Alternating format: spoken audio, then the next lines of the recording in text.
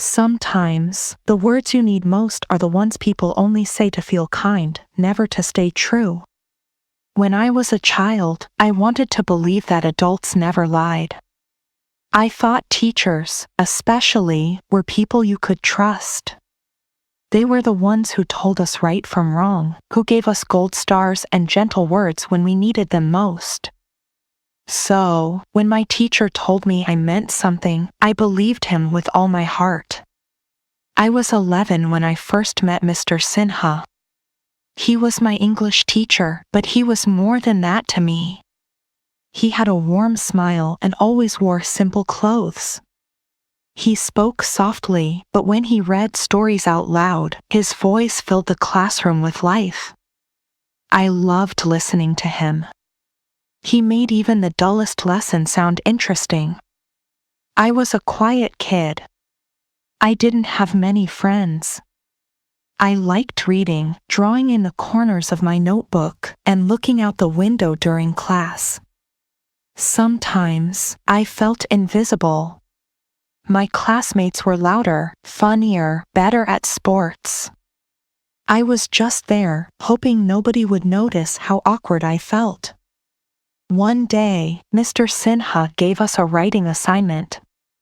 Write about someone you admire, he said. I wrote about my grandfather, who had taught me how to read. When I turned in my paper, I didn't expect anything. But a few days later, Mr. Sinha called my name in front of the class. He read my essay out loud. My heart raced.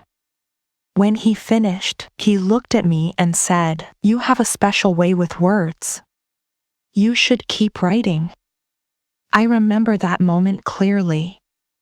I felt seen. For the first time, I believed I was good at something.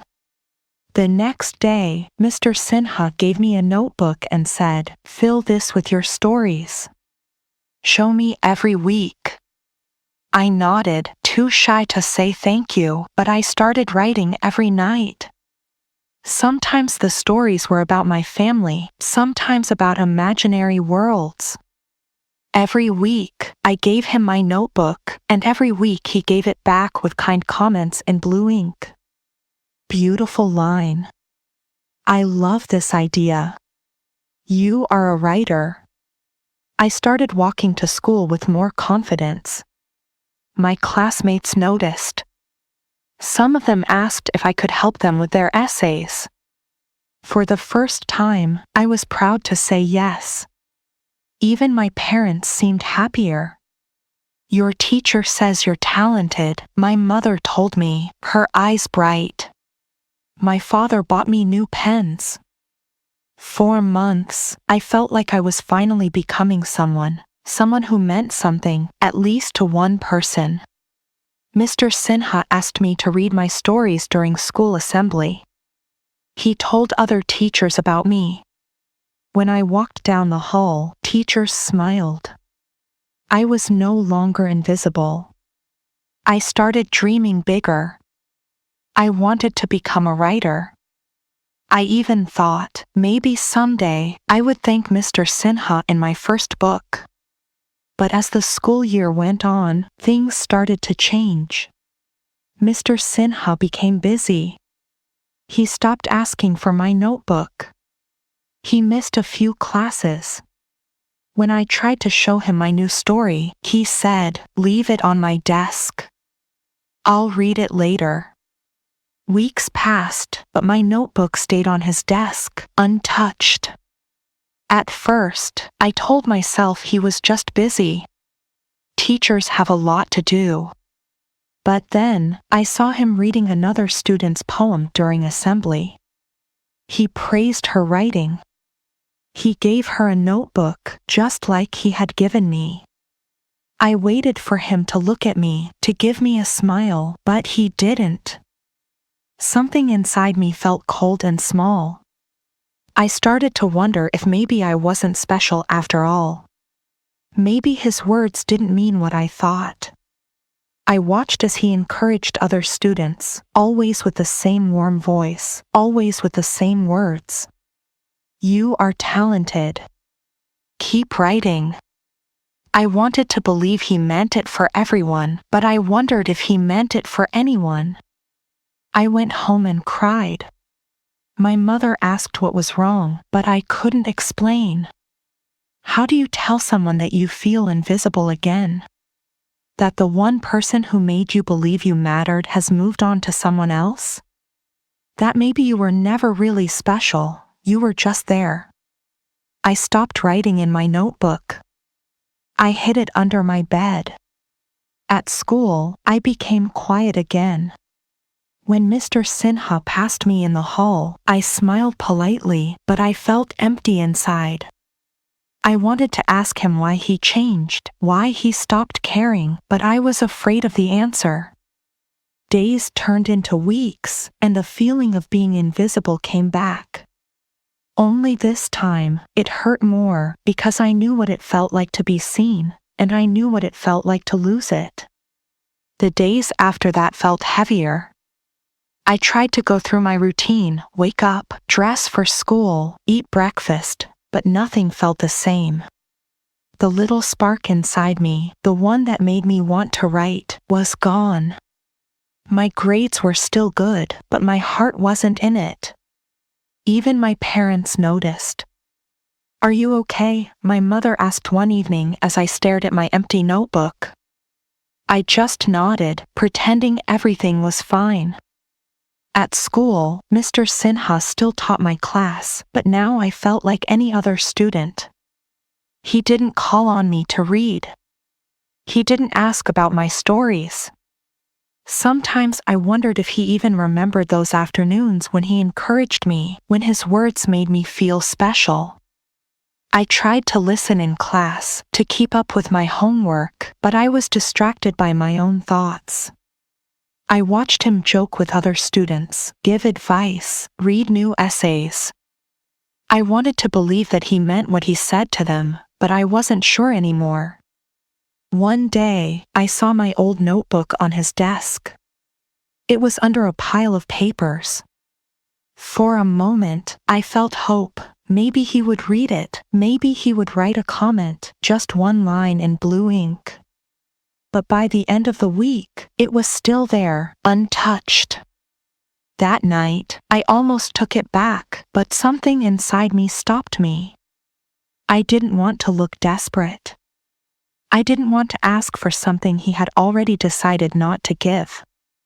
I started to pull away from everything. I stopped helping my classmates with their essays. I stopped staying after class. When my mother reminded me to write, I said I was tired. When my father asked if I needed more pens, I shook my head. The world felt smaller again, like I was shrinking back into the corners where no one could see me. Then, something unexpected happened. Another teacher, Mrs. Paul, noticed that I was quiet in her class. She was my science teacher, always strict but fair. One day, she asked me to stay after school. I thought I was in trouble. Instead, she said, "You used to write stories, didn't you? I saw your essay on the notice board. Why did you stop?" I didn't know how to answer. She waited, patient and calm. Finally, I whispered, "I don't think I'm good at it anymore." She looked at me for a long time. Then she said, "Sometimes people say things because they want you to feel better, not because they believe in you. But the real test is whether you believe in yourself." I went home thinking about her words. They felt different from Mr. Sinha's words. They didn't try to make me feel special. They didn't promise anything. But they were honest. A few days later, Mrs. Paul gave me a new notebook. "Write if you want. Don't write if you don't. It's up to you," she said. She didn't ask to read it. She didn't check up on me every week. She just left the notebook on my desk. That night, I took the notebook out and stared at the blank pages. For the first time in months, I wrote a few lines. It wasn't a story, just a list of how I felt. Lonely, invisible, disappointed. But as I wrote, something in me relaxed. The words didn't have to be perfect. They just had to be true. Days went by, and I kept writing. I wrote about the little things: rain on the window, my mother's cooking, my father's stories from his childhood. I didn't show anyone. It was just for me. Some days, I wrote only a few lines. Other days, I filled whole pages.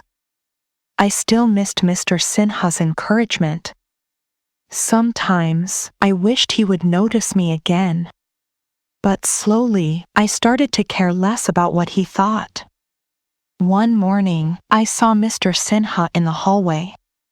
He smiled at me, just a normal smile, not the special one he used to give. I smiled back. For the first time, I didn't feel sad. I felt okay.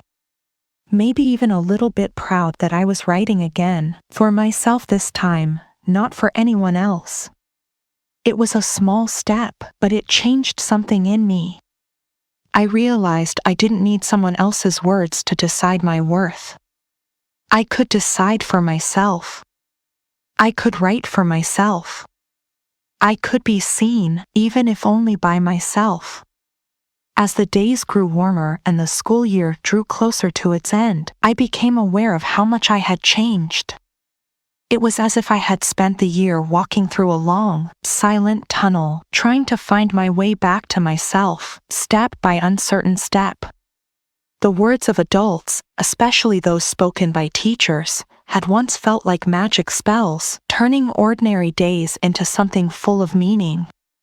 But now, I understood they were just words, soft and fading, leaving behind only the echo of how I wanted to feel. The truth, I was starting to learn, came not from others but from within myself. Most days, I felt quiet but no longer lost. I walked to school and noticed small things: the jacaranda trees turning purple outside the school wall, the dust rising in the playground as younger students ran in circles, the way the air in the classroom changed with the weather. My notebook had become my best companion. When lessons ended and other students hurried home, I sometimes lingered in the empty classroom, letting the hush settle around me as I wrote about anything I noticed or felt. It didn't matter if the writing was good or clever, I just needed it to be true. Mrs. Paul, my science teacher, remained a steady, almost invisible presence in my journey. She never hovered, never tried to take credit for my slow return to myself. If she saw me writing after school, she simply nodded as she passed, as if to say, "You're doing fine." Sometimes, after a test or a busy day, she would place a candy or a sticker on my desk, a small gesture, but it felt more real than any big, promising words. From her, I learned that support didn't need to be loud. It could be gentle and quiet, like a hand resting lightly on your shoulder, reminding you that you're not alone. One afternoon, the school announced a writing competition. I hesitated. The memories of Mr. Sinha's early praise and later silence still stung. What if I entered and no one noticed? What if I wasn't good enough? For days, I watched the notice board, reading the announcement again and again, as if the answer would appear between the lines. In the end, it was my own restlessness that pushed me forward. I decided to enter, not because I thought I would win, but because I needed to prove to myself that I was still brave enough to try. Writing my entry felt different from before. I didn't imagine Mr. Sinha's approving face or hope for blue comments. I wrote about a small moment, watching the rain from my window, feeling both lonely and comforted at the same time. I tried to be honest about the ache and hope mixed together, how life could feel empty and full all at once. When I finished, I put my name at the top, handed it in, and let it go. I didn't tell my parents, didn't wait for the results. It was enough to have written it. While I waited, I noticed Mr. Sinha from a distance, moving through his days as if nothing had changed. Maybe nothing had, for him. He smiled at students, told the same stories, gave new notebooks to new faces. Sometimes, I wondered if he remembered the old promises he made, or if I was just another quiet face in a long line of students needing encouragement. But thinking about it lessened its power over me. I realized that if I spent my life waiting for other people to remember me, I would always be disappointed. Instead, I started to notice new things about myself. I was more patient now, less easily shaken by other people's moods. My feelings about Mr. Sinha shifted from hurt to understanding. He wasn't perfect, just human, doing what he could with his own tired heart. The truth was, his words had meant something to me, even if they hadn't meant as much to him. And maybe that was enough. Weeks later, during morning assembly, the principal announced the winners of the writing competition. I sat at the back of the hall, my heart beating quietly, not with hope but with a kind of peaceful detachment. When she read out my name for second prize, I felt a gentle surprise. My friends clapped. A few classmates nudged me with proud grins. I stood, walked to the stage, and accepted my certificate and a small book. The applause was warm, but I didn't look for Mr. Sinha in the crowd. I didn't need to. Afterwards, my parents congratulated me. My mother hugged me and said she always knew I could do it. My father took me out for ice cream. It was a quiet celebration, no big promises, just soft smiles and shared happiness. That night, I wrote in my notebook about the feeling, how winning felt nice, but not life-changing. I realized that what mattered more was that I hadn't given up on myself, even when it was tempting to disappear. Over the following days, some classmates asked to read my story. They said it made them feel less alone. A younger girl, shy and always in the background, left a note in my locker, "I want to write like you someday." Her words made me smile. I wrote back, telling her that writing was just another way to talk to yourself when no one else is listening. Just be honest, I wrote. Write even when you think no one will read it. That's when it means the most. I kept writing. Sometimes, when school was busy or my mood was low, I wrote only a few words, what I saw, what I missed, what I wished for. Other times, I filled whole pages. My old notebook from Mr. Sinha stayed tucked away, its blue-inked encouragements faded but not forgotten. I stopped reading them for comfort. Instead, I made my own lists of things I liked about myself, things I wanted to learn, places I wanted to see, stories I hoped to tell someday.